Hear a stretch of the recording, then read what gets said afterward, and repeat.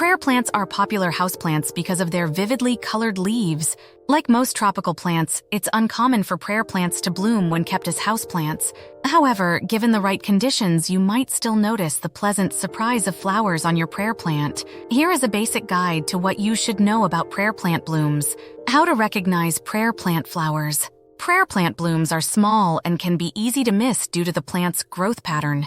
You can recognize early signs of blooming by long, slender stalks resembling stems rather than unwrapped leaves. The flowers are usually white or pale purple and similar in shape to sweat peas or snapdragons. Though it's very faint, the flowers have a sweet scent.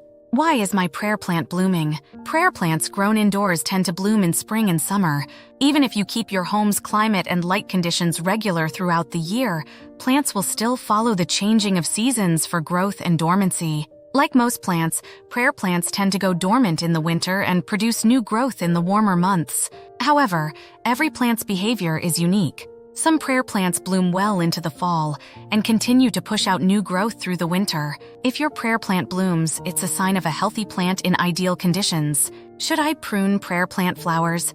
When plants bloom, they focus their energy into the flowers rather than creating new foliage. If your prayer plant produces flowers, you'll likely notice a decrease or complete lack of new leaf growth. A shift in behavior like this is normal. But if you want to prioritize new leaves and overall plant growth, you can prune the flowers. Pruning is as simple as snipping or pinching off the flower stalks as they appear. While more common than many houseplants, prayer plant blooms are still a rarity. If your plant blooms, you know it's happy in your care.